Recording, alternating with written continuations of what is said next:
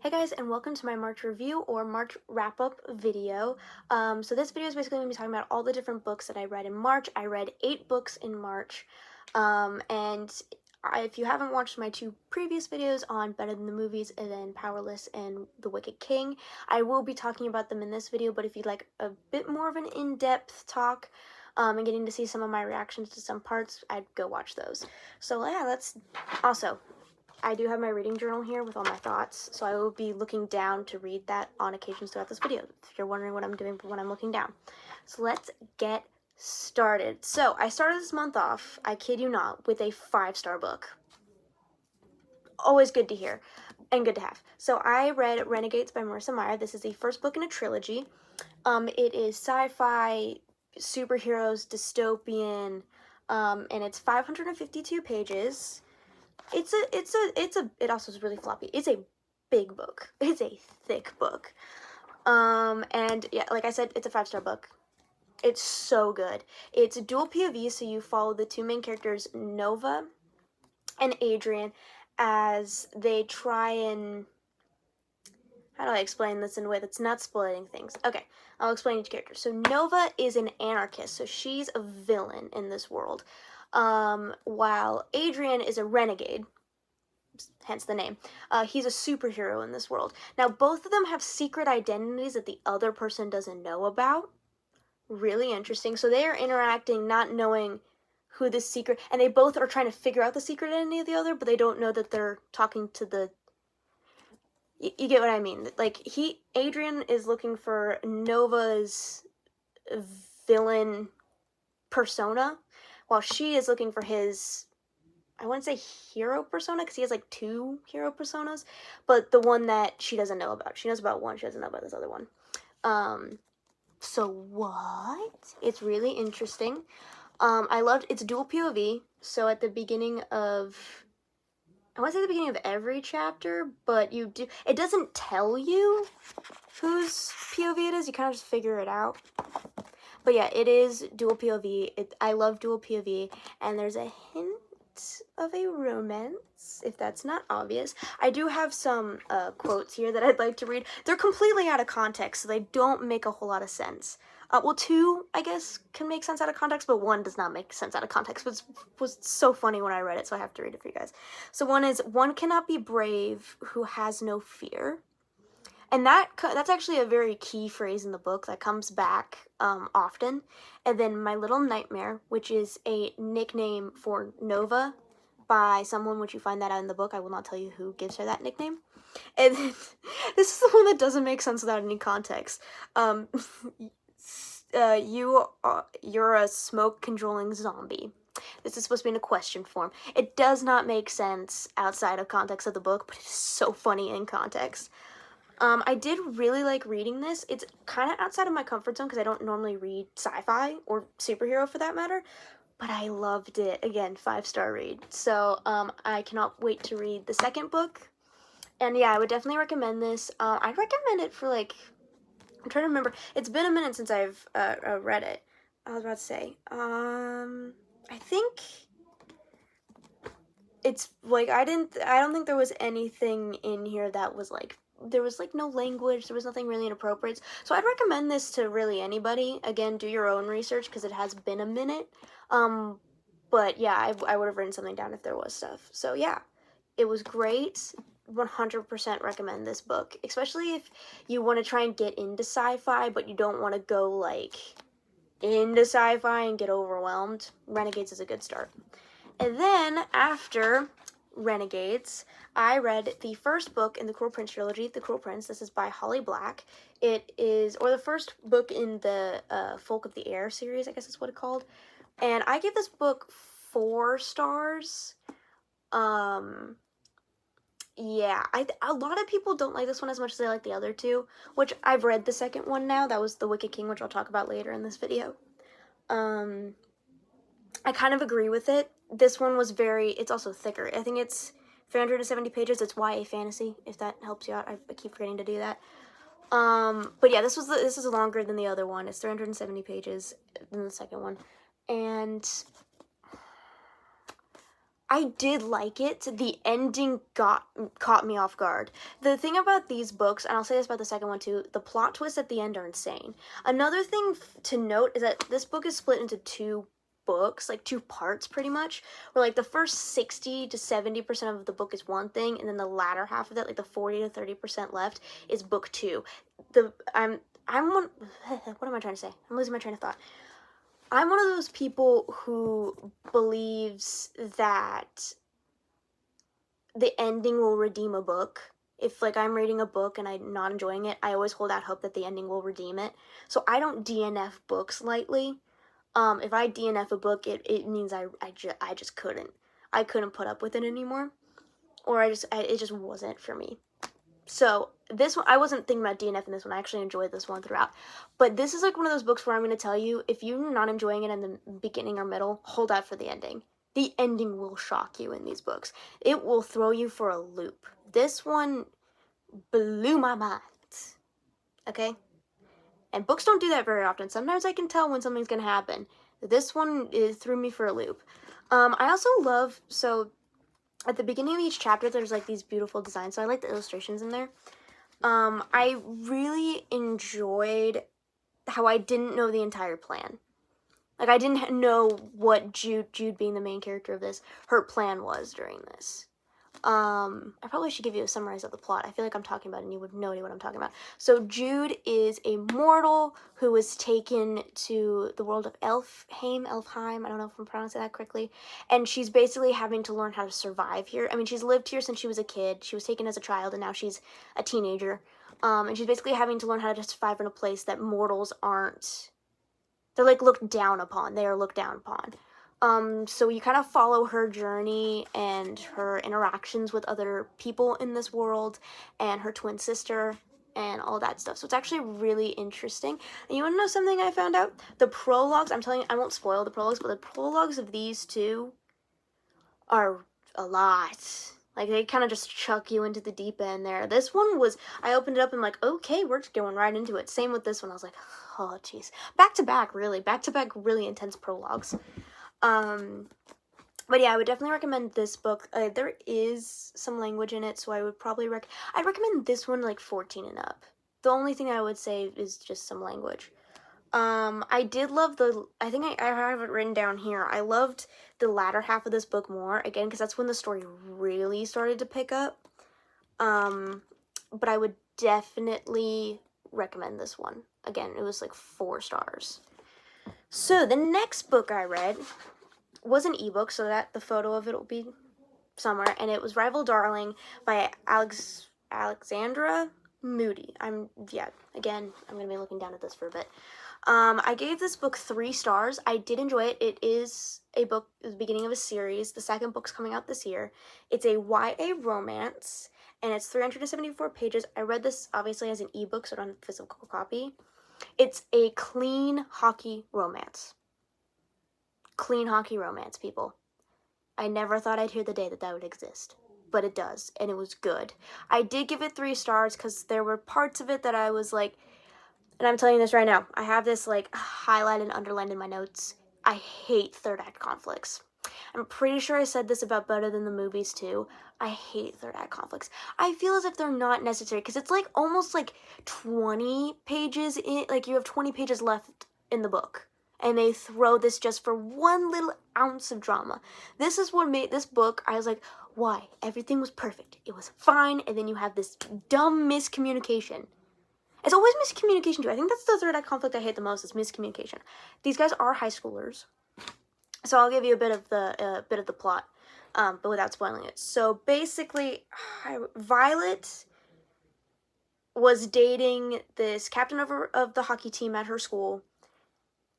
Something happened, they broke up, and to make him jealous, she ends up dating the captain of the rival school's hockey team. And his name is Reed Darling, so the book's called Rival Darling. The second book's called Grumpy Darling, which follows Reed's twin brother. I'm pretty sure his name's Grayson. I'm trying to remember. So basically it's fake dating. Love that trope, actually. It's one of my favorites. And they kind of just don't know each other. It's very random, but something that I did love is a Darling family's dynamic. So it's dual POV, so we get both Reed's POV and Violet's. And whenever Reed's with his family, I just loved it so much because I'm like, this is my family. Like it has such a good family vibe in it. I have like 3 quotes.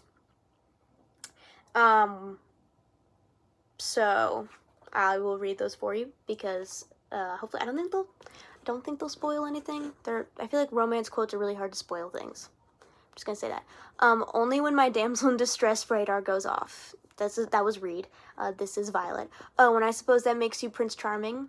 Back to Reed. Sorry, princess, but I'm definitely no prince. That was a good one. Well, you don't scare me, Reed, darling. Obviously, that's Violet telling Reed this, and Reed says, "Good," he said. "You're the last person I'd ever want to scare." So there's this whole.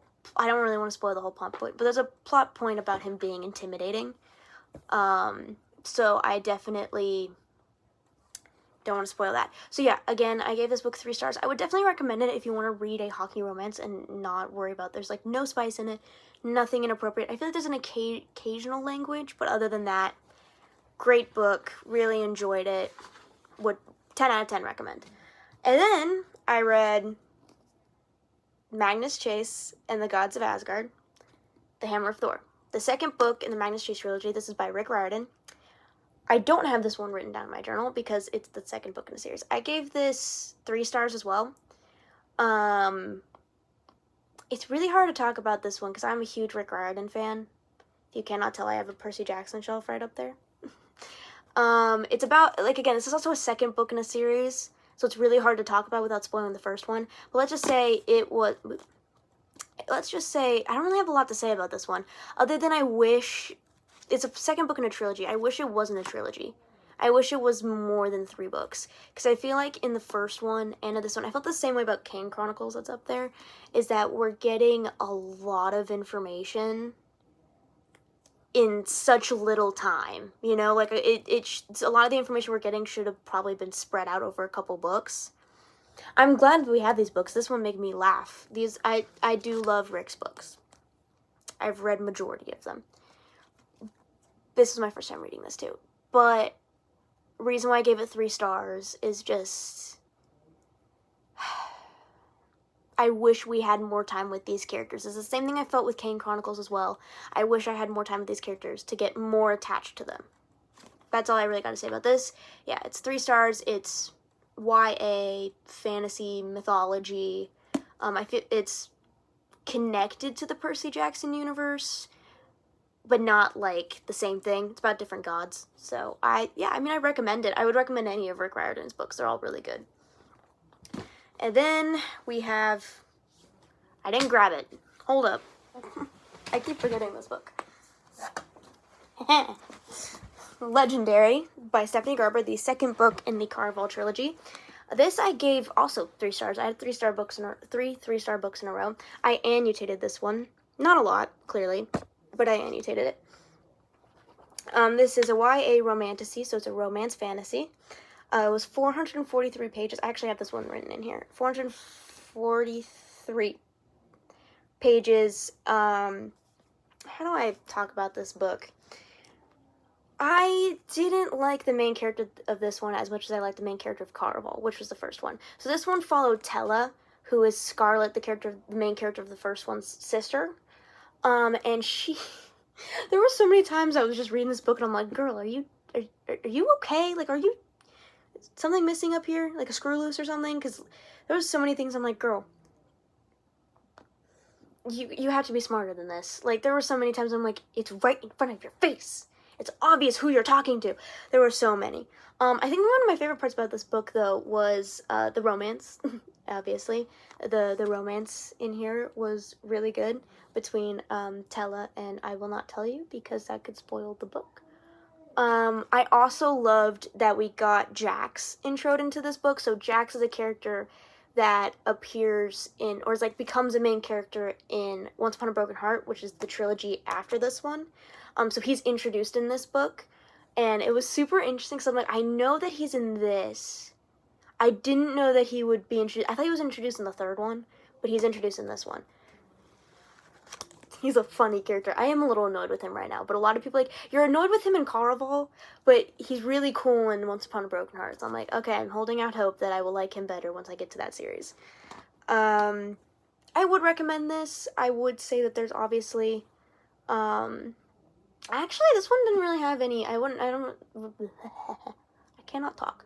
This one doesn't really have any, like, serious content warnings, I feel like. It's pretty good. Again, this one doesn't really have much in it. I can't even remember if there was any language in it. I feel like they very much avoided using language. I do have a handful of romance things, but I don't want to read those because it'll probably spoil context for the book. A lot of them will spoil context and plot lines, so I won't be reading any of my annotated stuff. But I would 100% recommend Caraval, the first book and this one, and I will be reading the third book soon. So, then we have my first ever video book, Better Than Movies by Lynn Painter. This book I gave 4 stars. 4 stars. It was good. It was super cute. I loved Liz and Wes. Their banter was hilarious. I think, though, after reading a romance fantasy, that jumping into a normal romance, this is YA, by the way, it is 349 pages. And again, if you want a more in-depth into my reactions and my opinions of it, go watch the video I made on it. But I did love the banter. I love the rom-com feel because, again, it is very heavily influenced by rom-coms. The main character loves rom-coms, so it works. And there's like a rom-com quote at the beginning of, or like a quote of a famous romance movie at the beginning of every chapter, so I thought that was fun. Sorry, I was trying to read this because it's in a weird color. I will definitely be reading more of Lynn Painter's work. I loved her writing. I loved her characters. Again, third act conflict. Hate third act conflict. And it's only in, like, specific romance books. And I also talk about, in YA romantasy, there's no third act conflict. One point, because they have fantasy to be all the conflict that you need. I mean, there may be some relationship issues, but, like, it's always miscommunication, too. Miscommunication in this one, and miscommunication in Rival Darling. Why? Why do people think teenagers can't communicate? Because these guys are high schoolers as well. We can communicate, people. Some can, I guess. So yeah, I would definitely recommend this, and also if you want, again, more in-depth on my thoughts and opinions on it, go watch my video on it. And then we are getting to my favorite book of the entire month. Powerless by Lauren Roberts. I loved this book. 5 stars. I had 2 5 stars this month. That's actually pretty good for me. I don't normally get that. I love this book. It is a dual POV romance fantasy, YA, 497 pages. Let's go. Thick book. Again, I just posted a video talking about this. You get to see my journey reading this book and The Wicked King, which I'll talk about in a minute, and get probably more in-depth to how I feel about this book. But I love it so much. This is one of the books I would literally trade anything to read for the first time again. I kid you not, I dreamed about this book after I finished it. Like, the scenes and the characters and the plot and just everything about it was so, like, I'm still thinking about it today. Like, it's been, like, 4 days since I put this down. And I'm still thinking about it. And I will still think about it till the end of my life. I will forever recommend this book to everyone I know. I do recommend it to probably be 16 and up, because, again, language, and it's also bloody. This is a bloody book. There's some gore. Not, like, gross, but there's some blood and injuries and descriptions of that, so just a heads up on that if you're like squeamish when it comes to those things. There is a handful of that in here. And yeah, if you want to know, like, kind of summary of the plot and stuff, I say that in the previous video that just got released recently, about kind of the story, because I don't really want to read it to you guys again. Just go watch the video. Again, I have so many quotes from this book that I want to go back and annotate this book. When I go back and reread this book, I will definitely be annotating it, because there was so many moments I'm like, I need to write this down. I do have Reckless, which is the next book in this series, which I'll definitely be reading at some point. There was a part at the end of this book that broke me. That hurt. I kid you not. Well, there was two, but the last one was like, how could you do this to me? Lauren Roberts, how could you do this to me? So yeah, there's that. And then, so 10 out of 10, recommend. Definitely would, I recommend this to everybody. If you've not read this, I recommend reading it. It is my new favorite book. And then we have the last book of the month that I finished today. The Wicked King by Holly Black. The second book in the Folk of the Air series, or the second book of the Cruel Prince trilogy. I gave this one 4 stars. Same as the first. I don't really have much to say about this one. Like, I can literally show you my notes. I was like, I didn't really have a lot to say on this one. It's YA fantasy, 322 pages, so it's short. In my mind, that's short. Bear with me, people. I do have a content warning for you, though. There is a spice scene in this, so I would recommend this to 16 and up. This one, at least. The first one, I wouldn't recommend to 16 and up. That one's fine. This one does have a spice scene in it, so heads up when you go to pick this one up. It's just one. Just one. I think that my favorite part about this was Cardan's character development. I said this in my previous video. I liked his growth as a character, and we get to know him a bit better. This is not dual POV. This is Justin Jude's point of view. And I can't wait to read the third one because the cliffhanger or plot twist at the end of this book was like, whoa, what's gonna happen now? I said this also in my previous video when I talked about this book, was that I've gotten to the point where in this series I learned to expect the unexpected. So I now know, like, I don't know the full plan. Everybody has their own agenda in this book. I will never know what's gonna happen. It almost has like, I want to say, I've never read thriller, so maybe can't say like a thriller mentality of like a plot twist that then you're like, oh my word, I didn't see that coming. Where like you don't know the whole plan, you don't know everybody's got their schemes going. It's a very political book duology. No. This is a very political series, I've noticed. Which it's very interesting to me because I don't think I've read such a political fantasy. I really don't think I have. I'm thinking of all the fantasies I've read. I think that's probably one of the most political ones. Actually, Resistance by J.L. Knight, I'm pretty sure what that is. That's who wrote it. Was probably, give me a second, I'm gonna flip this because I have that written in here. That's not the right book. It's also not the right book. I have it in here. Anyways, I'll probably talk about that book in a different video. But yeah, so we have this at 4 stars. Definitely recommend to kids older than 16 based on the spice scene that's in here. And there's also, I want to say there's a little bit of language in it. But I read it and I just like I just don't register that it's in there. So sometimes I don't remember because I just don't register it. I just kind of pretend it's not there. But yeah, I would recommend this series. Again, content warning for this. If you're not comfortable reading mild, I wouldn't even say mild. It's very low on the spice scale in my opinion. Because if I wasn't comfortable reading it, then I would say it's kind of high. But I was okay reading it. I was okay. Like I wasn't like, oh my word, what am I reading? I was more like, okay, this is fine.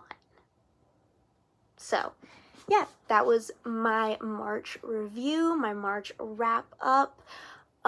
So stay tuned because I will be sending out an April TBR video, basically going over the books that I will be reading in April, and the corresponding videos to each of those books will be coming out shortly after. Probably not shortly.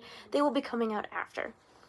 And also, yeah, so like, subscribe, comment down below if there's any specific videos you guys want to see from me, a bookshelf tour, how I figure out my TBRs, or just answering your bookish questions or my opinions on certain book things, because I will do that too. I'm pretty much open to anything. And thank you so much for watching my very first video, and hopefully the second one at this point. I'm very happy about that. Also, shout out to the 5 people currently right now who are subscribed to me. Thank you so much for subscribing. And thank you for all your guys' likes over the short. I guess I did do a short, but I don't count that as a video. And yeah, I'll see you guys in the the next video. Bye!